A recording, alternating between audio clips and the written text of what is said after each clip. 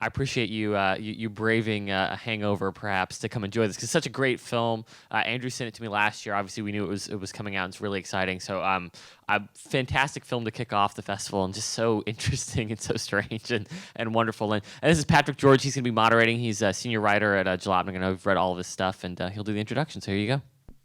How's it going, everybody? Did you guys like the movie? We got any Grand National fans in the audience tonight or this morning? Yeah. Anybody actually driven one? How was that? I owned one for a month and a half till it got stolen. Oh man, that's horrible. What was it like to drive before it got stolen from you? It was pretty awesome. I had that and I had a turbo transit also, and it was really fast. I bought it September 1st of 2000 and October 24th. It was stolen, and I found it about 15 miles from here in Ozone Park. Was it gutted or what? Yeah, they stripped it completely. They put a brick on the gas pedal, blew the motor up, and the whole body was gone and everything was keyed up. I bought back what was left of it, and we took the engine and put it into my friend's GTA. I made a 9-second turbo GTA.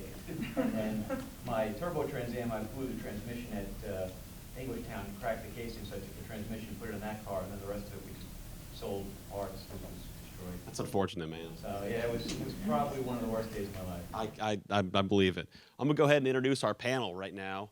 I have some little notes here so that I can remember. Everybody hear me okay? Okay, cool. Let's see.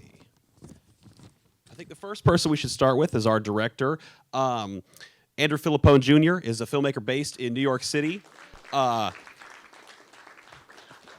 you for being here, man. His 2008 short film is called Charlie Rose by Samuel Beckett. It's on YouTube, and it's hilarious. It's a Charlie Rose interview that has been recut into this like ridiculous, absurd comedy, and it's definitely worth checking out. After he did that, The Atlantic called him, quote, the master of high YouTube art. And his latest film is Black Air, which got rave reviews from car guys and non-car guys alike. So we're happy to have him here with us. Thank you, Andrew. Our next panelist is Alex Nunez from Road and Track. He is the digital director of roadandtrack.com. You guys have seen his posts in Kinja a lot, too, and you've probably seen his stuff online. He's helping lead Road and Track into this really great kind of renaissance that they're going through right now. And he is a world-renowned expert on American muscle cars. So we're very lucky to have his expertise here. Let's give it a hand for Alex. And then last but not least, you guys, this guy probably almost needs no introduction. This is Matt Farah of The Smoking Tire and Tuned.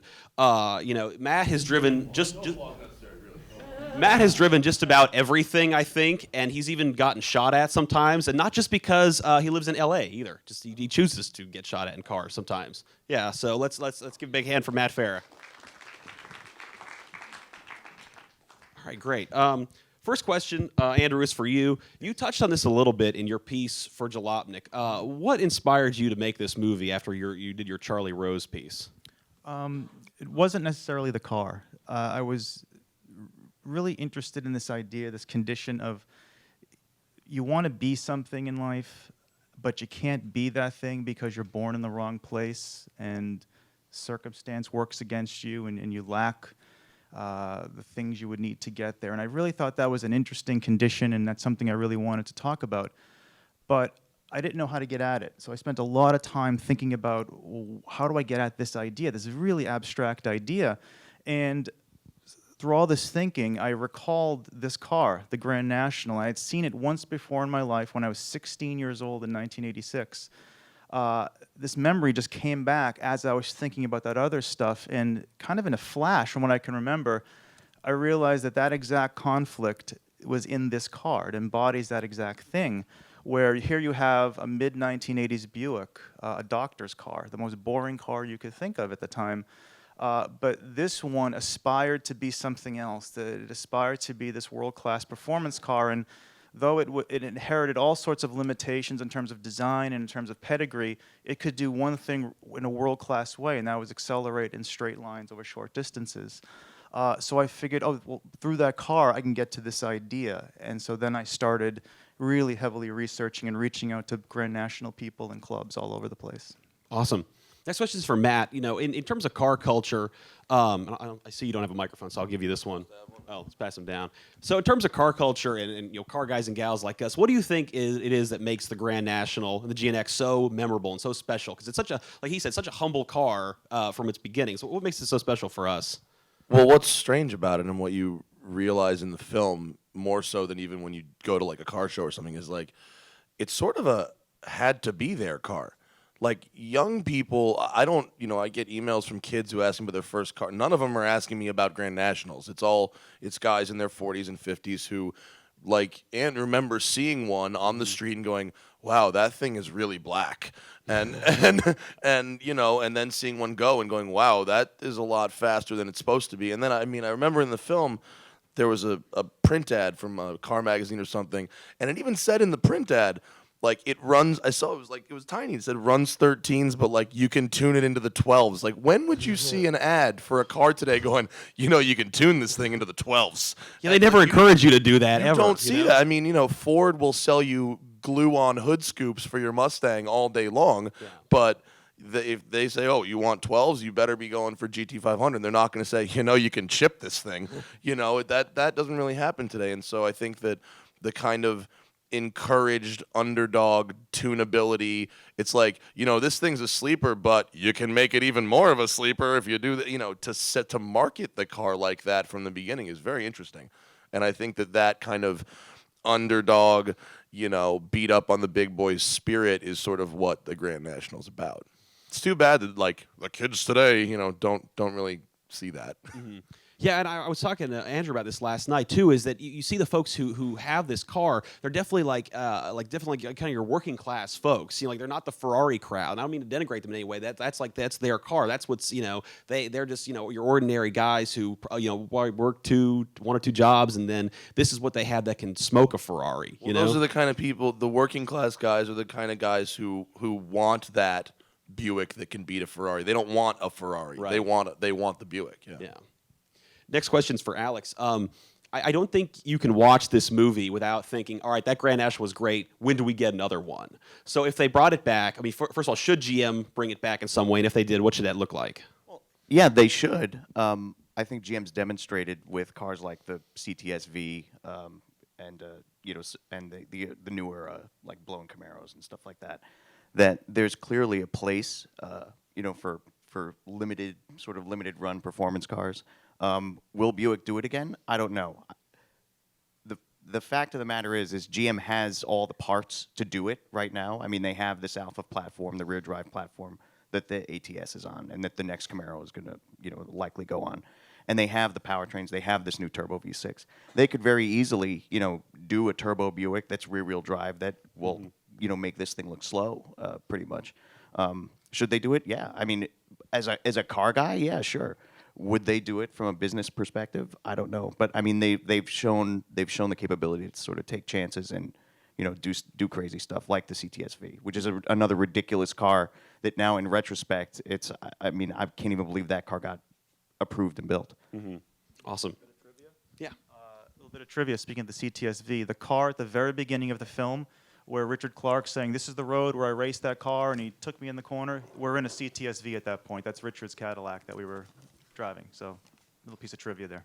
While you have the mic, Andrew, we're going to shift gears a little bit. And we have a lot of people in our audience who are aspiring filmmakers. So can you tell us how you got into that and what advice you would have for them? I started as an intern at a small local production company in Boston, where I'm from. Began as an editor because the folks who owned the company had this new thing called an Avid, and they didn't want to learn how to use it really. So they asked me, the young guy, here's the manual, figure it out. And I kind of started on that path, and I've been doing it now for almost 15 years, 16 years. I balance client work with my own personal filmmaking. And it's, in terms of to the advice idea, I think there's a practical answer and a more philosophical. The practical one is just get around people making films. If that means an internship, if that means volunteering, if that means just working for free, anything, just be around it, because that's how you meet people, that's how things happen. And I think the more philosophical thing is learn how to start something and then learn how to finish something. Go through an entire creative process just so you know every stage of it. And I would say also that another piece, the final thing is the currency of film, I think, is ideas. It's not pictures. It's not fast cuts and sound design, sizzle stuff. It's really ideas. So it's really just making arguments, coming up with arguments, asking lots of questions. That gives you something to work with, and then you can go off and make the film to figure that thing out. Awesome, thank you. My next question is for Matt. In this movie, I think my favorite interview subject that Andrew found was the guy who keeps his Grand National literally in a plastic bubble when it's not in use. Like that blew What me do you away. mean when it's not in use? When is that car in use? Right. Well, exactly. for him, in use is taking it to shows and stuff. Like some people might disagree with that. I mean, if I owned one, I'd probably drive it. But my question to you is, what is it about cars that makes people go that crazy? Spend that kind of money, maybe ruin relationships, just put their That Buicks guy's in plastic divorced. bubbles. That guy's definitely divorced. There's no way any woman I've ever met would put up I with thought a he was car in a great. I bubble. think that's that No, love. she that put him in the dedication. bubble with the Yeah. car. I think that guy's completely out of his mind. I mean, and I think the guy who bought the last Grand National that's on jack stands is completely out of his mind. I mean, it's a car. It has wheels. It has an engine. Like, is the last Grand National going to be worth any less if you put a couple of 100 miles on it a year? Is the guy's perfect? I mean, imagine this guy's got trophies in his and the trophies are like $8 each. And he put so much time and so much energy into building this car, and it's this like gorgeous build, and he won't put it on a trailer to take it to a car show because it's rain. Like, what? What is wrong with you? Drive the freaking car. Like, I'm spending all the money I have on a 1982 DeLorean right now, which anybody out here would say is probably the stupidest thing in the entire world to do. It's got 2,000 miles on it. It's been sitting in a barn for 30 years, and I'm putting money into it so that I can go drive it. Not so I can trailer it to a show or keep it in a bubble or so that, God forbid, that odometer clicks over one other little tick. It's like insane. So Drive whether the damn car. So whether you drive it or it's just your garage queen, what is it about cars you think that make people do crazy stuff like that? Like throw all their money into a DeLorean they found in a barn. Yeah, well, you have to, I mean, you got to have an emotional connection. I mean, there's cars, I don't know, there's no one out there, I think, that is making the kind of emotional connection with your standard issue fast. A 335, no one's putting a 335 BMW in a bubble, or if there is, that person's really insane. But it's like in the movie, or like Andrew said, when you see it for the first time, you just know.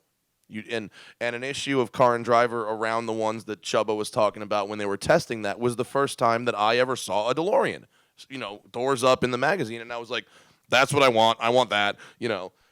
And for those people with the Buicks or whatever or whatever the car is, it's like the first time you see it, and you can kind of overlook things that a journalist might just all over it. You know what I mean? It's, oh, well, it's a DeLorean. The build quality sucks, or it's a Buick Regal. I mean, look at that velour in the dash. But the people who are into it go, no, it's black and has a turbo, and that's what I want. Yeah. And so, everyone who is into cars has a connection like that with a car, usually. Sometimes it'll make them do crazy things. Hopefully they don't put them in bubbles. Yeah. Because that's weird. But, So we won't be seeing the DeLorean in a bubble anytime soon. Okay, cool. Again, one point. In Anthony's defense, Anthony's the guy with the car in the bubble. He has a second turbo Buick. He has an 87 WE4 that he drives. So that's his drive car. This is his trailer queen. So Bubble guy's all right in my book. Last question's for Alex. Like I said before, you're seeing kind of a renaissance at Road and Track right now. Like over the last year, we've seen a lot of stories and a redesign and a focus on new content that's really set it apart from the other buff books, more than just truck comparison tests and that litany of boring stuff. Can you tell us about like the ethos of Road and Track these days? Like what's going on there? Yeah, it's interesting because I kind of relate it to what we just watched with the film. Road and Track, the idea of the relaunch and the pivot towards a sort of different take than what Car and Driver is doing, where we don't review every single car.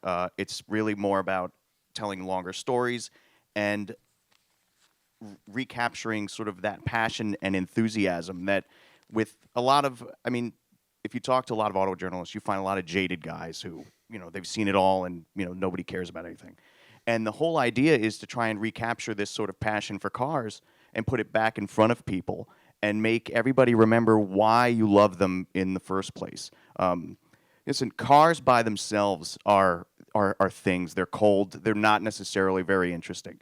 But as you see with the film, when you put any car in the context of the person who owns it, then it becomes a far more interesting story because it becomes personal. Look at the film.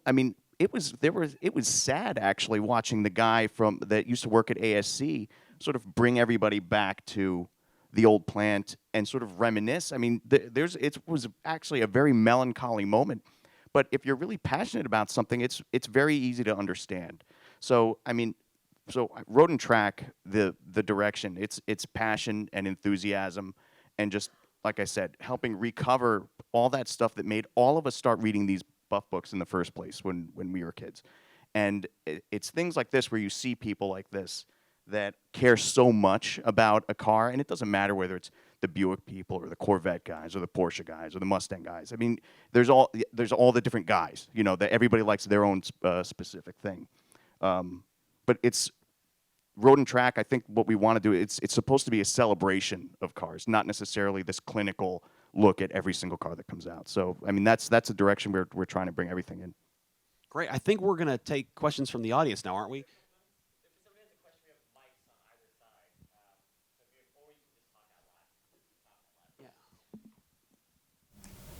Don't all get up at once. Battle band, go. Sure. My question is basically, you know, the Grand National is, you know, sort of an outsider, never really fit in, you know, not only with certain elements of car culture, but also within the company. Is there any car you think nowadays that's sort of, you know, got the same vibe going on? You know, not necessarily Buick, but just really anything.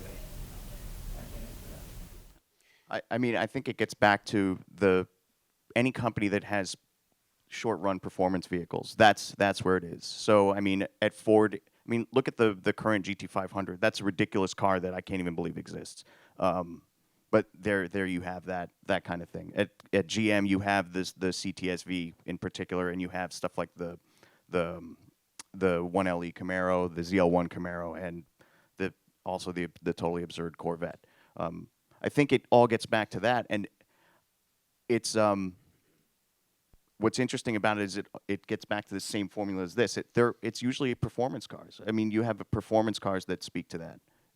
I think the BRZ is a good example of that, too. I mean, you have Subaru's this company that built their reputation on all-wheel drive and turbos. This car has neither of those things, but it's great, and it is kind of a misfit in their lineup, and everyone loves it, you know? There's also a lot of the fast wagons. Yeah. The fast wagons have really taken up that, and unfortunately we don't get many of them here. But the RS6 wagon, the E63 wagon, of course the CTSV, being the only one you can get with a stick. But that's the stuff that's going to be that is. I mean, that's what's keeping Cadillac's enthusiasm alive. I mean, the Mercedes and Audi and the CTSV wagon is going to be a legit collector car, fully legit collector car. Even more so than probably the Grand National, because what do they make? 1,500 of them, maybe. How many of them are sticks? Oh, there's maybe a third. Yeah. How many? 2, I think it is. Yeah. Right, Yeah. and they're both like press fleet cars. Yeah. You know. Who else? Anybody? This isn't a question, it's just relating to the bubble car. Crossing the Tappan Zee Bridge to get down here, there was a guy in a beautiful blue metallic, I think 1970 or 71, Olds 442. Classic if there ever was today. And he's in bumper-to-bumper traffic with old Chevys and big trucks, and he's driving it. He might be in traffic, but eventually when the road opens up, he's driving it. And that's what a car is. It's not a static piece of art. But through extension of the driver, it's a living thing. Yeah, I don't understand the guys that do this and then don't drive the cars. Honestly, it doesn't make any sense to me, because it's like marrying a supermodel and then sleeping in separate bedrooms, forever. Glickenhaus had the line. I think the Glickenhaus actually had the best line. Is like not driving your Ferrari is like not having sex with your girlfriend to save her for her next boyfriend. That's Wow. exactly it. You know what I mean? Like, do burnouts. You know what I'm saying? Like, Yeah. life's short. Go ahead. In that vein, for the record, for that month and a half, I had mine after 3,000 miles on it. Good on you, man. You're the man, dude. Clap for this guy. He drives his car. Yeah.